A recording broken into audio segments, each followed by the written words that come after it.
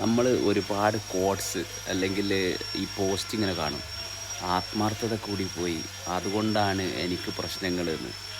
അപ്പോൾ നമ്മൾ മനസ്സിലാക്കേണ്ട ഒരു കാര്യം, നമുക്ക് മറ്റുള്ളവരോടാണ് ആത്മാർത്ഥത, അല്ലെങ്കിൽ മറ്റുള്ളവർക്ക് നമ്മുടെ ചെയ്യുന്ന പ്രവൃത്തിയാണ് നമ്മുടെ ആത്മാർത്ഥത തീരുമാനിക്കുന്നതെന്ന് നമ്മുടെ തീരുമാനമാണ്.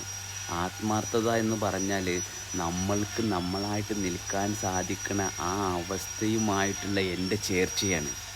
അപ്പോൾ അവിടെ മറ്റൊരാൾ വന്ന് പറ്റിക്കണൊരു ഭാഗമില്ല.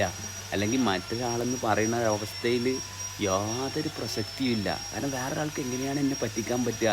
കാരണം ഈ പ്രപഞ്ചം മുഴുവൻ പ്രവർത്തിച്ചു കൊണ്ടിരിക്കണം, അല്ലെങ്കിൽ എൻ്റെ ആത്മമായിട്ടുള്ള ആ അവസ്ഥയിൽ ഞാൻ തുടരുമ്പം എങ്ങനെയാണ് ആ ആത്മാർത്ഥതയ്ക്കൊരു കോട്ടം വരിക? അങ്ങനെയാണെങ്കിൽ ഇവിടെ സൂര്യനും ചന്ദ്രനും എല്ലാം നശിച്ചു പോണ്ടേ? അപ്പം ആത്മാർത്ഥത എന്ന് പറയുന്നത് അവനവനോടാണ്, മറ്റുള്ളവരോട് കാണിക്കാനുള്ളതല്ല.